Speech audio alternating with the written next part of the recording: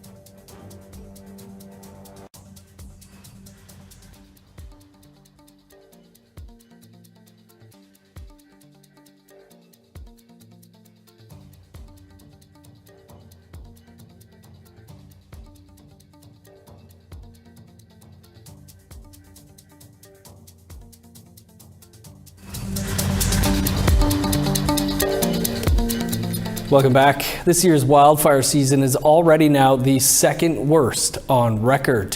Tens of thousands of people, largely Indigenous, have been forced to flee their homes this summer. According to information posted on the Indigenous Services Canada website, people from 28 First Nations in Canada are currently under evacuation. For more, we're joined by our Truth and Politics panel. Niigaan Sinclair is a columnist with the Winnipeg Free Press. Jennifer Leywitz is the CEO of Pasqua Strategies. Jennifer, Niigaan, great to see you as always. Niigaan, we'll start with you. And the federal government saying this is the second worst wildfire season already, second only to 2023. Does that come as any surprise to you? Well, it certainly is evidence that we're having increasing years of record wildfires. There's two coalescing issues. The first, of course, is that a long-standing neglect of dealing with the issues that provoke wildfires.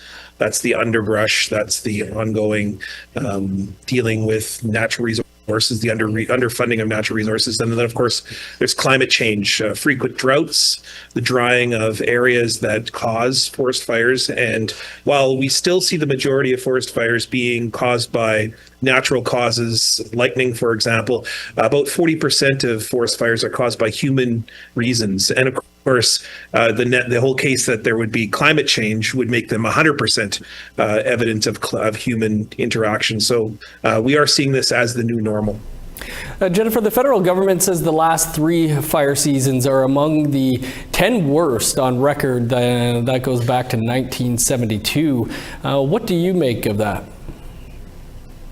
Yeah, the wildfire seasons are definitely getting worse and worse, especially in Saskatchewan. I think this, in my lifetime, feels like the worst summer we've had yet, especially in terms of evacuations and risk to people's homes, and homes have even burnt down. It is nice to hear that the federal government is acknowledging it, so I hope that they will fund and resource our nations and our isolated communities, especially because that's the communities that are the most impacted by this. But I echo everything that Niigaan said. The environment is changing. We're living in very, very dry and hot seasons now. And it goes back to the resources and the way that we're managing our forests and we're managing, fire prevention. Niigaan, there was an editorial in the Winnipeg Free Press this week that talked about the smoke and Manitoba's 2 seasons now being known as winter and smoke season rather than construction season. You think this is going to be the new normal summers ahead? Undoubtedly, this is going to be the new normal. And of course, disproportionately impacting First Nations in the north. The worst thing possible we could have is what we're seeing in the United States, which is a federal government that's denying basic science. We do not need a lack of data or the eradication of data that relates with climate change and then also relates with making the government look bad. We don't need any of that. And so I hope that when anyone watching this is when you demand things of your MP or your representative in government, whether that be in First Nations governments or in mainstream Canadian governments, demand that they commit themselves to what is an ongoing issue involving climate change.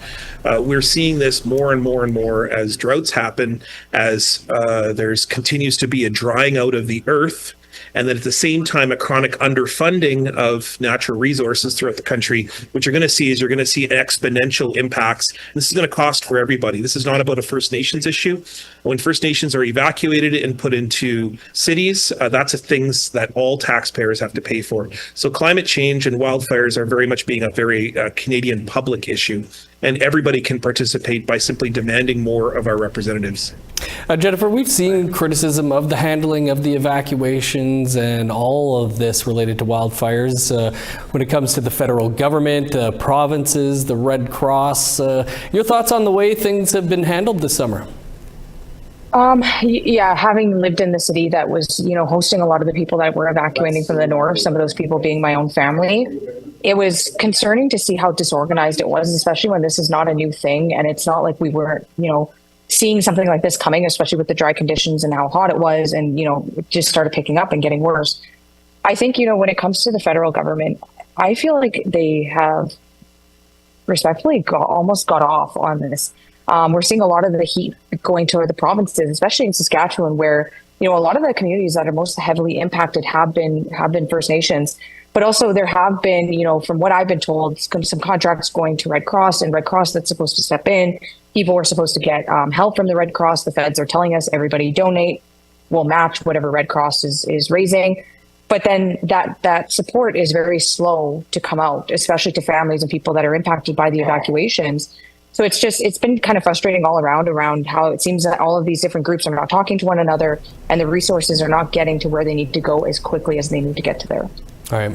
We're going to continue the conversation over on the podcast. Thanks to you both. Thanks. Time for one last break, but stick around. There's much more to come.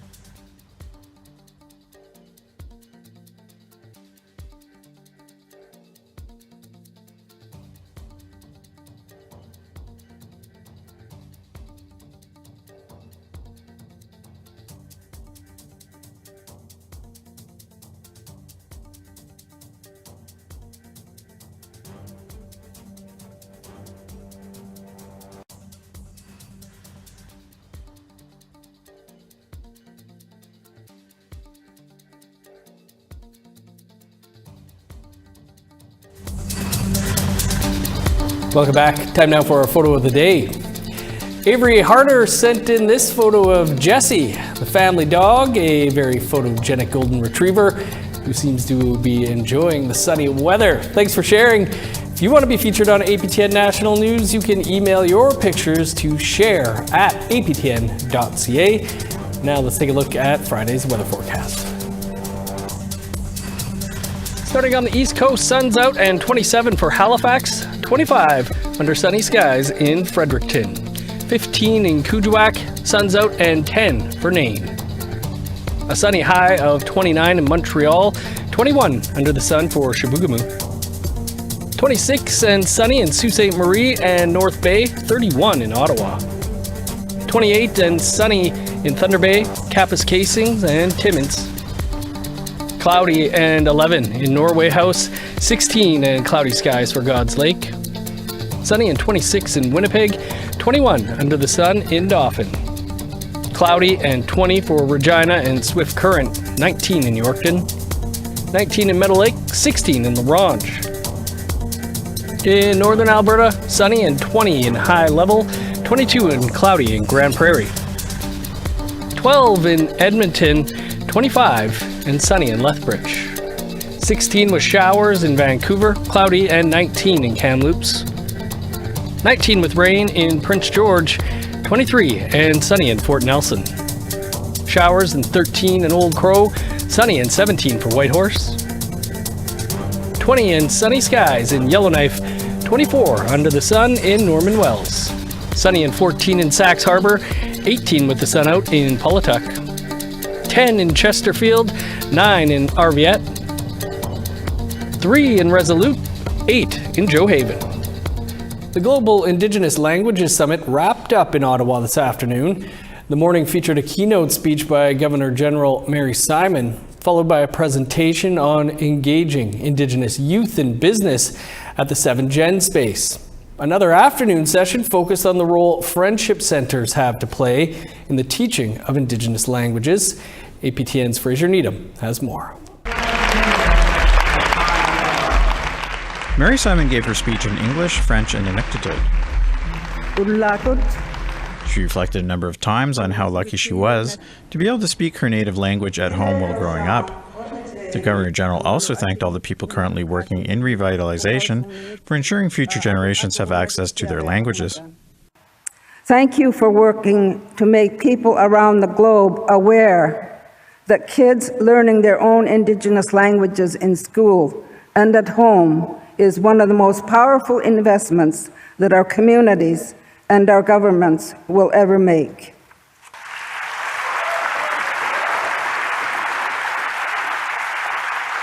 Welcome.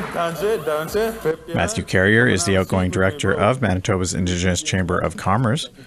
In a late morning session, he offered tips to Indigenous youth on how to break into the job market. Carrier says the best advice he has is to get out from behind your computer and put yourself out there. Yeah, I want us to stand out. Honestly, there's so much opportunity, and I think the best way to stand out is to be present, to be out there, and one of the best ways is to volunteer. Volunteer or go into these networking events that are available. So I know the economy is hard, and I know for a lot of my friends it's hard for them to find jobs, but what's going to put you different from everyone else is if you're out in the community, if you're out meeting people. How many are familiar with friendship centers? Jocelyn Formsma is the CEO of the National Association of Friendship Centers. She gave a talk on the important role friendship centers have to play in Indigenous language instruction. Formsma says friendship centers are able to bring language instruction to a large number of Indigenous people in a place that is accessible to them. There's a diversity of Indigenous peoples within the urban centers, so that, even if, here in Ottawa, we're in Algonquin territory, we're providing a wide range of Indigenous language programs that might not be just of the local community. So I think that's something unique that friendship centers can provide is regardless of where you are and who you are, that ideally you still have access to your language outside of your home territory. The WAVES 2025 Global Indigenous Language Summit was put on by the Office of the Indigenous Languages Commissioner. Fraser Needham, APTN National News, Ottawa. Artificial intelligence is offering a new way to learn at home. Some AI models have begun offering translation and the teaching of Indigenous languages. While this can be a positive in the efforts to revitalize Indigenous languages, our reporter Savannah Craig looks at the threat of non-Indigenous companies being at the forefront of this technology. Google Translate started offering the first Indigenous language in Canada last fall. Inuktitut includes 31 dialects spoken by Inuit in Canada, the United States, Greenland, and Russia. While there is celebration in expanding the presence of Indigenous languages in New Age technology, there can be harms. They're taking data that really, number one, it's given to them by governments, which I have a problem with, because they really should be consulting the Inuit. If they're going to benefit from that, there should be some kind of return for Inuit. Kurt Etiel says companies in the Silicon Valley are harvesting data to produce Indigenous language AI models. So there's lots of repositories of Inuit language in museums, in archives, in documents that governments basically make available. It's public domain, right? If it's publicly owned, then big corporations can go and harvest that and be able to use it for anything that they want. Etiel developed his own Inuktitut AI application called Anyai. It provides instant translations, interpretations, and is available to convert text, audio, and video.